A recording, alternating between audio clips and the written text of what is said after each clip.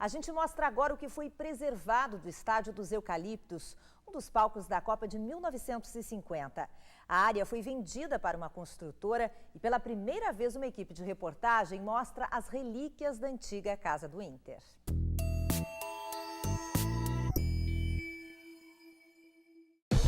Eles são imponentes, altos e cheios de tecnologia.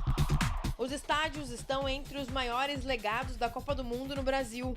Ao todo, são 12 que foram construídos ou reformados para receber milhares de torcedores. Em Porto Alegre, o novíssimo Beira-Rio impressiona até mesmo quem conhece a cidade há anos.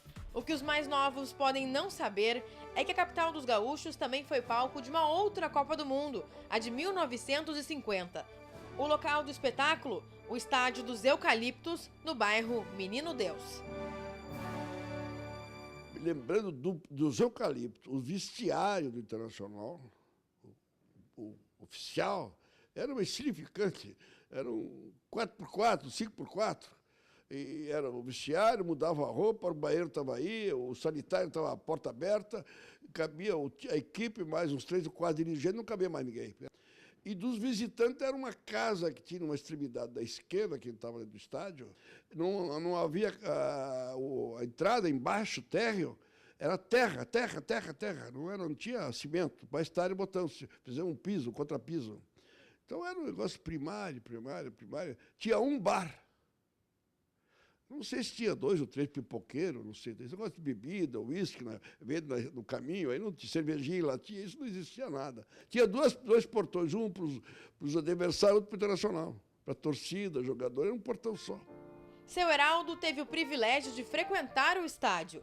Antes de ser presidente do Internacional, em 1975, ele foi porteiro dos Eucaliptos. Não ganhava nada, além de poder assistir aos jogos do clube de graça. Cuidava dos portões no primeiro tempo e ia para as arquibancadas no segundo. Era mais humilde. Era bonito, eu gostava. Para mim era novidade, evidentemente. Anos depois, o Eucaliptos não está mais lá, mas ainda tem muito para contar. Apesar do estádio ter sido demolido para a construção de um empreendimento imobiliário, as lembranças serão preservadas. Algumas peças do antigo Eucaliptos foram guardadas. E agora a empresa responsável pela obra estuda a construção de um memorial. Por entre essas traves passaram os gols de Bodinho e Larry, uma das duplas de atacantes mais fantásticas do Inter na década de 50.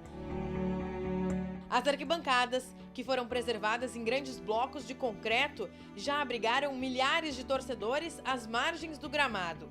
Os tijolos da construção original, as portas, as janelas e até os vasos sanitários da época compõem esse álbum de memórias.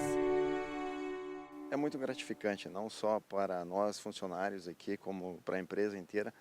Poder empreender num local com tamanha história rica para a cidade inteira é sempre uma possibilidade muito feliz. Todas essas verdadeiras relíquias foram armazenadas dentro de 2 grandes contêineres e depois de finalizada a obra, devem ganhar um espaço especial. Após a compra desse local aqui, ela doou à prefeitura uma área considerável para a execução de uma futura praça.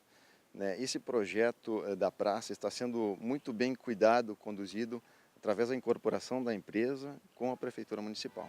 Ele pode não estar mais lá, mas o tempo não vai apagar a história do imponente Eucaliptos.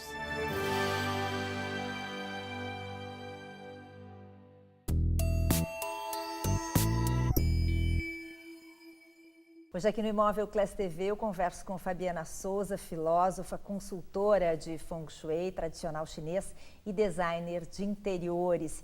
E a gente está falando sobre essa técnica milenar chinesa de harmonização dos ambientes. Fabiana, tu já contou um pouquinho da história, né, dessa técnica e de como ela é aplicada e pode ser aplicada. Mas assim, quando alguém te contrata para fazer uma consultoria, o que tu levas em conta no primeiro momento para fazer esse projeto, esse trabalho? No primeiro momento, para fazer um mapa de estrelas voadoras, que vem da técnica mais avançada do Feng Shui, né, da escola da bússola. Porque as pessoas falam em Feng Shui, cores, né? Isso. Cores, a água, né? O conhecimento das pessoas é muito superficial sobre Feng Shui, mas ele é uma técnica muito profunda, avançada, de análise né? Então, num primeiro momento, o que é necessário? Ter a planta baixa do imóvel. Aí, eu vou até o imóvel da pessoa que me contratou, do meu cliente, e vejo a direção da face do imóvel com uma bússola. Eu preciso ter a direção exata em graus. Mas qual é a face do imóvel? Geralmente, numa casa, é muito fácil da gente perceber qual é a frente, né? A face, que é a fachada, onde tem as janelas e a porta de entrada. Mas em prédios, né, prédios comerciais ou residenciais, já mais complicado de ver onde é a face de cada imóvel, porque os apartamentos dos fundos, né, a gente tem que analisar daí onde está vindo a energia yang, de quais partes está vindo mais. Então é um pouquinho mais complicada essa análise dos prédios. E a partir dali uma série de coisas. Sim, é necessário também saber o ano de construção do imóvel. Então nós temos o espaço a análise do espaço através da direção da bússola e a análise do tempo através do ano de construção. Através disso nós formamos o mapa do imóvel. E depois vai ser feito uma junção, digamos assim, com o morador, com os moradores, é isso? Sim, é feita uma harmonização de acordo. Nós dividimos o imóvel em 8 setores e cada setor vai ter uma energia diferente, que se chama as estrelas voadoras. Estrelas são energias, são de 9 tipos. Cada estrela vai ter uma energia diferente e elas vão se relacionar entre si. E o que isso na prática significa na cara que aquele ambiente vai ter, né? Porque a gente fala em Feng Shui e lembra muito de cores, de sons, mas são muitas coisas, né? Inclusive Sim. quantidade de móveis, de quadros, isso tudo interfere, né? Interfere. As harmonizações são feitas através do ciclo Wuxing, que é o ciclo da natureza. Então, nós enfraquecemos energias nocivas que existem naquele ambiente e fortalecemos as energias boas. As energias boas são aquelas que são do período, que são do tempo de agora, do nosso período. Nós estamos no período 8, que vai de 2004 a 2024. Então, a estrela 8, no mapa de estrelas voadoras, vai ser a estrela que nós vamos dar mais atenção. E as outras estrelas vão se relacionar com elas. Então, as energias vão se relacionar e nós vamos fazer essas harmonizações de acordo, né? Aqui nós precisamos de mais fogo, aqui nós precisamos de madeira, aqui nós precisamos de água, né? Então, são os ciclos da natureza: fogo, terra, metal, água e madeira. E cada ambiente com uma harmonização diferente. Eu estava pesquisando para bater esse papo contigo e eu fiquei impressionada que até na fome, né, um ambiente é capaz de influenciar, né, de tornar uma pessoa mais gulosa ou menos gulosa, mais depressiva ou menos depressiva. É impressionante, né? Exatamente. Tem essa questão das cores, né, as cores que ativam o apetite, mas tem a parte mais sutil, que é das estrelas voadoras, que nós temos as energias Yin. Quando as energias Yin de um ambiente estão nocivas, principalmente na cozinha, nós vamos ter acúmulo de gordura, né? Então, nós podemos fazer algumas correções para que isso não aconteça. Isso eu imagino que num ambiente comercial pode mudar, inclusive, o rumo, né, de uma empresa ou de um negócio. Dúvida, né? Sem dúvida.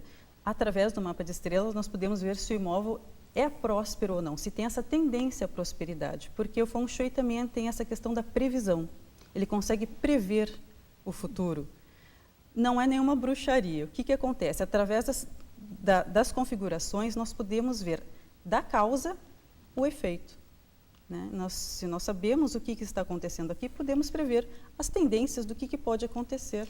E é um trabalho muito demorado e tem um custo muito alto? Não tem o custo alto, o custo compensa, né?